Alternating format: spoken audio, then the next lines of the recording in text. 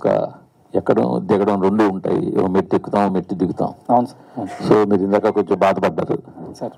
So బాధపడడం పక్కన పెడితే మీకు మీరు ఏం మారారు ఆ ఇన్సిడెంట్ల తర్వాత? Sir actually last time incident తర్వాత చాలా హనుమాన్ భక్తి వచ్చింది సార్. మేబీ నాకు బలం ఇచ్చింది ఆయన సార్. చాలా చాలా ప్రతి సాటర్డే ఇప్పటికీ వెళ్తూ ఉంటాను హనుమాన్ టెంపుల్కి. హనుమాన్ టెంపుల్ మంగళవారం కదా వెళ్తారు సార్? హనుమాన్ టెంపుల్ మంగళవారం వెళ్తారేమో కదా? కానీ నేను సాటర్డే వెళ్తాను సార్. నాది ఎలినట్స్ అని ఉంది. సో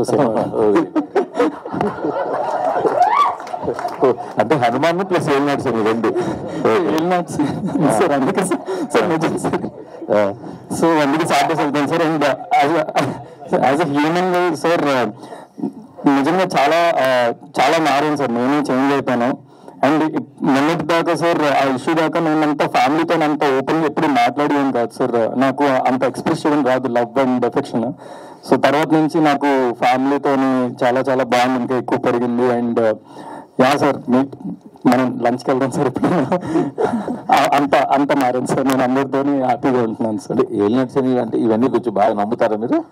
తగిలింది సార్, నమ్మాల్సి వస్తుంది. తగిలిన తర్వాత ఏలినాడ్స్ అని తెలిసిందా? ఏలినాడ్స్ అని తెలిసిందో తగిలిందా సార్? ఏలినాడ్స్ గురించి తెలుసుకున్నాను సార్. తగిలే సార్, అప్పుడు అది హైలైట్ అయింది సార్. ఓకే, ఇదన్నీ జాగ్రత్తగా ఉండాలి. సాయి గారు, సో యూజువల్గా సార్ చాలా కాంట్రవర్సీలకి అన్నిటికీ దూరంగా ఉంటాయి కదా.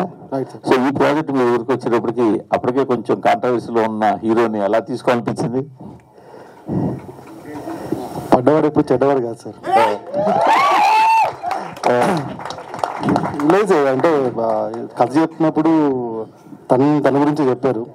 సో ఈ హార్డ్ వర్క్ అన్నీ బాగుంటుంది అనుకున్నాము. సో ఈ వాజ్ బెటర్ డిసిస్ జాబ్. అండ్